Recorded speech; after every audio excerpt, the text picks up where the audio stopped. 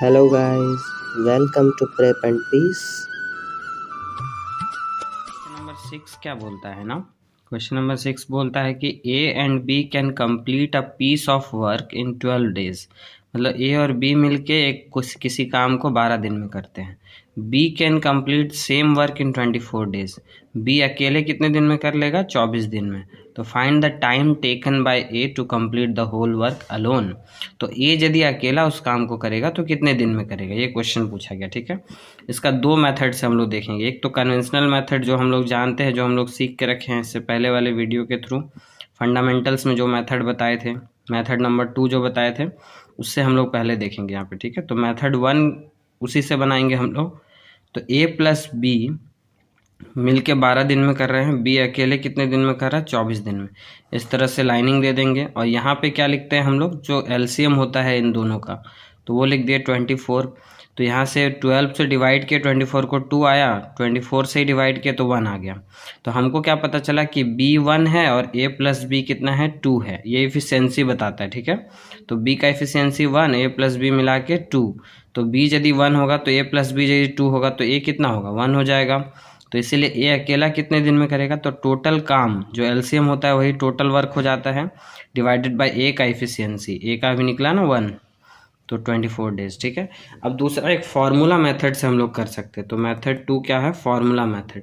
इसमें हम लोग क्या करेंगे कि ए का यदि निकालना हो, जैसे ए प्लस बी का यदि निकालना होता था तो उसके लिए भी एक फार्मूला था जो कि हम लोग प्रीवियस वीडियो में देख चुके हैं। अब ए के लिए यदि निकालना है तो क्या करेंगे? A B divided by A minus B. अब ए बी यहाँ पे ए वही वाला क्वांटिटी होगा जो बड़ा होगा दोनों में से। ठीक है, तो यहाँ पे जैसे 12 पहले लिख दिएगा, उससे कंफ्यूज नहीं करना है। ठीक है, क्योंकि मल्टीप्लाई है तो कैसे भी मल्टीप्लाई करेंगे तो कोई दिक्कत नहीं होगा, लेकिन यहाँ पे नेगेटिव नहीं हो जाना चाहिए। ऐसा नहीं कि ए को 12 लिख दिए, बी को 24 लिख दिए तो -12 आ गया, तो वैसा नहीं करना है। ठीक है, बड़ा वाला ए होगा, छोटा वाला बी होगा। तो इससे भी आंसर क्या आएगा? 24 डेज आंसर। चलिए मूव करते हैं अगले क्वेश्चन पे। इसमें क्या दिया हुआ है? इसमें भी सेम टाइप का क्वेश्चन। ए प्लस बी मिलके 30 दिन में करता है, ए अकेला 10 दिन में करता है, तो बी कितने दिन में करेगा? तो फिर डायरेक्ट फार्मूला लगाएंगे, A B by A minus B. इससे क्या होगा? टाइम बच जाएगा। यदि इस टाइप का क्वेश्चन रहा तो ये फार्मूला हम लोग लगा सकते हैं। तो 30 इंटू 10 डिवाइडेड बाई 30 माइनस 10, तो यहाँ से क्या आंसर आ गया? 15 डेज आंसर। चलिए कुछ दूसरे टाइप का क्वेश्चन हम लोग देखते हैं अब। तो क्वेश्चन नंबर 8 देखते हैं। ठीक है, इसमें क्या बोलता है कि A B C and D together can complete a piece of work in 15 days. अब यहाँ पे 4 लोग आ गए, 4 लोग मिल के किसी काम को कर रहे हैं 15 दिन में। उसमें क्या फिर क्या बोल रहा है कि ए और C together can complete the same work in 60 days. मतलब ए और सी मिल के कितने दिन में कर देंगे? 60 दिन में। और सब चारों मिल के कितने दिन में कर रहे थे? 15 दिन में। If B and D will complete the work together, बोला गया कि बी और डी मिलकर यदि काम कर रहे हैं तो find the time taken to complete 40% of the work.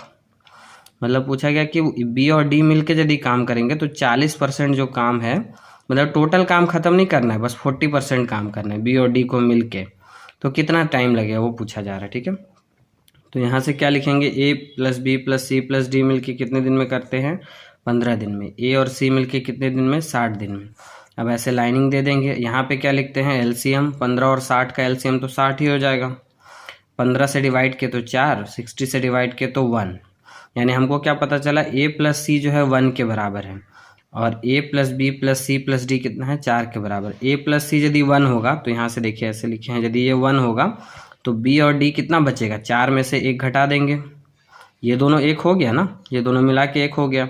तो ये दोनों जो बचा हुआ है वो कितना हो जाएगा? 4, टोटल मिला के 4 था, तो 4 में से 1 माइनस करेंगे तो 3, यानी बी प्लस डी कितना है? 3 है। तो बी प्लस डी कितने दिन में करेंगे? 40% ऑफ द वर्क। तो क्या लिखेंगे? 40% of the work divided by efficiency. हमको पता चल गया बी प्लस डी का इफिशियंसी 3 हो जाएगा। 40% ऑफ द वर्क, 40% कर दिए कितने का? 60 का। तो 0 0 कैंसिल, यहाँ से 0 0 कैंसिल, तो क्या हो जा रहा है? 4 इंटू 6 24/3, यानी 8 डेज आंसर। अब आते हैं क्वेश्चन नंबर 9 में, जो कि आज का लास्ट क्वेश्चन है। इसमें क्या बोल रहा है कि A can complete a piece of work in 18 days. A अकेला कितने दिन में करता है? 18 डेज में। And B in 36 days. B कितने दिन में? 36 दिन में। ठीक है, if they work on it together for 9 days। अब ए और बी मिलके कितने दिन तक काम किए? 9 दिन तक। Then what is the percentage of work left? तो कितना परसेंट वर्क जो है वो बच गया, बचा रह गया। मतलब इतना कंफर्म है कि 9 दिन में कंप्लीट नहीं कर पाए होंगे, ठीक है। तो इसीलिए तो पूछ रहा है ना कि कितना लेफ्ट हो गया, कितना बचा हुआ रह गया। तो सबसे पहले ए करता है 18 दिन में, बी करता है 36 दिन में।